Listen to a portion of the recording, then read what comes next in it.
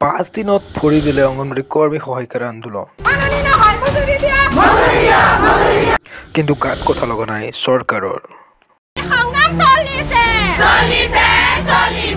অসমৰ বিভিন্ন প্ৰান্তত দেখা গৈছে আন্দোলন শনিবাৰৰ পৰা আজিলৈকে ইমানখিনি কৰিলোঁ বাজেটত ধৰিব বুলি আশা কৰি আছিলোঁ তাতো নধৰিলে মই মানে তেওঁলোকৰ এটাই অনুৰোধ কৰিছোঁ হাতজোৰ কৰি তেওঁলোকে যেন আমাক প্ৰাপ্যখিনি দি আমাৰ এই অসহায় মানুহখিনিক সহায় কৰে আগন্তুক নিৰ্বাচনৰ আগতে আমি আমাৰ প্ৰাপ্যখিনি পাবই লাগিব এইবাৰ যি আন্দোলন সেই আন্দোলন প্ৰকল্পৰ সন্মুখতো দেখা পোৱা গৈছে অংগনবাড়ীৰ যি প্ৰকল্প আছে সেই প্ৰকল্পৰ সন্মুখতো আন্দোলন দেখা পোৱা গৈছে তদন্ত নিয়োগ বাইদেউ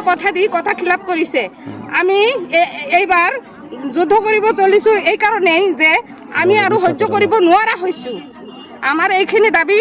যদি মানি নলয় তেনেহলে আমি জঙ্গী আন্দোলন কৰিবলৈ বাধ্য হ'ম অংগনবাড়ী কৰ্মী আৰু সহায়িকাসকলৰ আন্দোলন মানি নলয় তেতিয়াহ'লে আন্দোলন তীব্ৰৰ পৰা তীব্ৰতৰ কৰি তোলাৰ ভাবি কৰিছে আৰু আন্দোলনত যদি কথা নামানে তেতিয়াহ'লে ভোট বৰ্জন কৰিব বুলি কৈছে অংগনবাড়ী কৰ্মী আৰু সহায়িকাসকলে যেতিয়ালৈকে আমাৰ দৰমহা বৃদ্ধি নকৰে আমাৰ বাকী